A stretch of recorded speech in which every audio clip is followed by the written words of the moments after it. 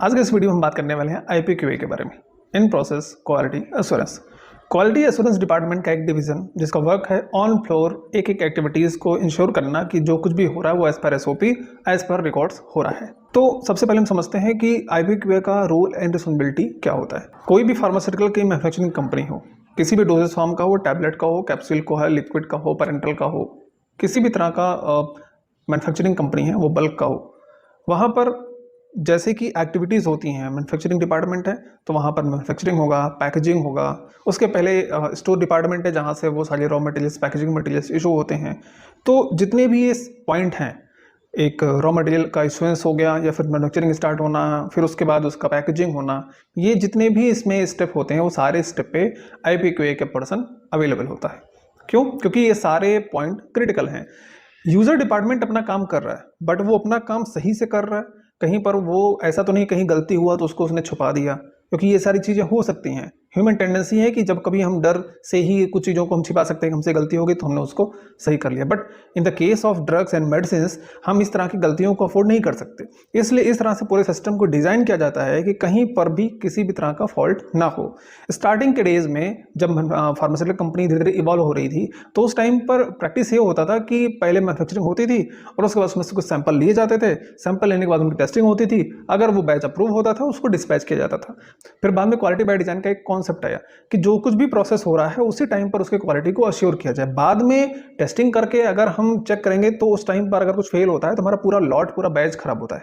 ठीक, टाइम खराब हुआ, बैच खराब हुआ, बहुत सारे लॉस हो रहा कंपनी को। उससे क्या होता है, तो फिर क्वालिटी बाय डिजाइन का जब ऑप्शन आया तो क्वालिटी एश्योरेंस को हर जगह इन्वॉल्व किया गया। फिर IPQA को फ्लोर पे इन्वॉल्व किया गया। तो IPQA का वर्क हर एक एक्टिविटी को इंश्योर करना है। अगर आप B.Pharm कंप्लीट किए हैं या फिर M.Pharm कंप्लीट किए हैं और आप QA में वर्क करने जा रहे हैं तो हो सकता है कि आपको कंपनी में IPQA डिपार्टमेंट में आपको अपॉइंट कर दे। स्टार्टिंग में आपको स्टोर में भी अपॉइंट कर सकते हैं जहाँ पर रॉ मटेरियल, पैकेजिंग मटेरियल की डिस्पेंसिंग होती है।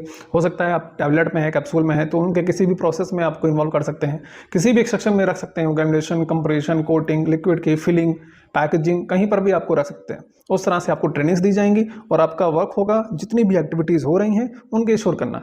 अभी यहाँ पर ये नहीं है कि आपको एग्जैक्टली क्या करना है, वहाँ पर आपको वहाँ पर जो उनके SOPs होती हैं, जो उनको मैन्युफैक्चरिंग रिकॉर्ड होते हैं, बैच पैकेजिंग रिकॉर्ड्स होते हैं, उसमें सारे जितने भी ऑप्शन होते हैं वो सब अवेलेबल होते हैं कि वहाँ पर क्या कैसे कैसे कैसे क्या क्या वेरीफाई करना है। आपके चेकलिस्ट आपको इशू किए जाएंगे, बट आपका रोल ये होगा कि आपको हर एक एक्टिविटी को अश्योर करना है कि वो सब कुछ सही हो रहा है। ये काफ़ी रिस्पॉन्सिबिलिटी और अकाउंटेबिलिटी की जॉब होती है। ठीक है, तो अगर आपको इसमें IPQA में अपना करियर बनाना है या फिर IPQA में अगर आप काम कर रहे हैं और आपको लगता है कि आप कैसे और अच्छे से ग्रोथ करें, तो आपको कुछ चीज़ों का ध्यान रखना चाहिए। देखो, अगर आप IPQA में काम कर रहे हैं तो सिंपल सी बात है, डॉक्यूमेंट्स के साथ साथ में रेगुलेटरी अथॉरिटीज़ के गाइडलाइंस के साथ साथ में आपको इक्विपमेंट प्रोसेस के बारे में बहुत टेक्निकल नॉलेज होना चाहिए। क्यों? क्योंकि आप प्रोडक्शन डिपार्टमेंट के साथ काम कर रहे हैं, आप तभी उनको उनके एक्टिविटीज़ को सही तरीके से एश्योर कर पाएंगे जब आपको उसके बारे में सही से पता होगा, एक एक प्रोसेस के बारे में सही से पता होगा, क्रिटिकल पैरामीटर्स क्या होते हैं उनके बारे में सही से पता होगा, कहाँ कहाँ पर गैप्स हो सकते हैं उसके बारे में सही से पता होगा। तो जब आप अपने करियर के इनिशियल फेज में हैं तो कोशिश करिए कि जितनी ज़्यादा लर्निंग्स आप ले सके डिपार्टमेंट में उतना लीजिए। जितने ज़्यादा टाइम आप डिपार्टमेंट में बिता सकते हैं उनके साथ, जो ऑपरेटर्स होते हैं, टेक्नीशियंस होते हैं, उनके साथ वहाँ पर आप बिताइए। तब आप एक एक इक्विपमेंट के ऑपरेशन के बारे में, उनकी क्लीनिंग के बारे में, जो भी वहाँ पे प्रोडक्ट होते हैं उनकी जो नेचर होता है उसके बारे में, पैकेजिंग के बारे में, जितनी एक्टिविटीज़ होती हैं, इन डेप्थ नॉलेज आपको जितना होगा वो आपको आगे फ्यूचर में उतना ही ज़्यादा आपको फायदा करेगा। स्टार्टिंग में आपका रोल ये होगा कि आप जो कुछ भी वहाँ प्रोसेस हो रहा है आप उस प्रोसेस के साथ साथ में अश्योर कर रहे हो, लाइक आप लाइन क्लियरेंस दे रहे हो, लाइन क्लियरेंस के बाद में वहाँ पर जो भी ऑपरेशन हो रहा है उसको वेरीफाई कर रहे हो।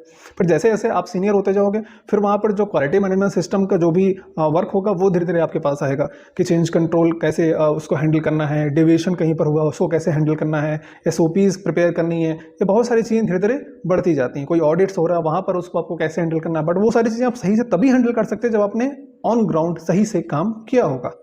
ठीक है, तो एट फ्रेशर लेवल आपका कम्युनिकेशन बहुत अच्छा होना चाहिए, आपका रिटन कम्युनिकेशन, स्पीकिंग कम्युनिकेशन, आपका रेगुलेटरी गाइडलाइंस के बारे में अच्छे से आपको पता हो, डोजेस फॉर्म के बारे में पता हो, इक्विपमेंट में जब आप काम करेंगे तो उनके बारे में जितनी अधिक से अधिक आप नॉलेज ले सकें उनके बारे में आपको पता हो, जो भी प्रोडक्ट वहाँ पर मैन्युफैक्चर हो रहा हो उसकी प्रॉपर्टीज़ के बारे में आपको जितना अच्छा पता होगा उतना अच्छा है। तो ये सारी चीज़ें जितनी टेक्निकली आप इन डेप्थ नॉलेज लेते जाएंगे वैसे ही आप एक बेहतरीन प्रोफेशनल के तौर पे अपने आप को शेप करते जाएंगे। ठीक है। तो IPQA डिपार्टमेंट एक ऐसा डिपार्टमेंट है जो प्रोडक्शन डिपार्टमेंट या जो भी यूजर डिपार्टमेंट होता है ना, उनके साथ बहुत ही कोलैबोरेटिव तरीके से मिलकर काम करता है, क्योंकि उसका मेन एम होता है कि वर्क भी होना चाहिए बट इंश्योर करते हुए कि सारी चीज़ें ठीक हो रही, और ये बहुत क्रिटिकल है। बहुत बार क्या होता है कि प्रोडक्शन डिपार्टमेंट और IPQA डिपार्टमेंट में एकदम 36 का आंकड़ा होता है, उसको लगता है वो हमारा काम रोक रहा है। और क्यों? क्योंकि अगर कहीं पर फॉल्ट हो रहा है, कहीं पर दिक्कत आ रही है, तो अगर वो रोक रहा है तो वो सही कर रहा है, क्योंकि अगर बाद में उसमें कोई फॉल्ट आता है, वो टेस्टिंग के टाइम फेल हो जाता है, तो वो सबका लॉस होगा। तो ये दिमाग में रखते करना है कि हमें वर्क को आगे कंप्लीट करना है विद क्वालिटी। अभी बीच में कुछ तरह के ऐसे क्वेरीज थे कि अगर मैं टैबलेट डोजेज फॉर्म में काम कर रहा हूँ तो क्या लिक्विड में मुझे स्विच कर सकता हूँ क्या मैं? आप जितने भी डोजेज फॉर्म होते हैं कहीं पर भी स्विच कर सकते हैं, क्योंकि आपका जो वर्क है वो किसी डोजेज फॉर्म पे डिपेंडेंट नहीं है। आपका वर्क है किसी भी प्रोसेस को इंश्योर करना कि वो सब कुछ ठीक हो रहा है, ठीक।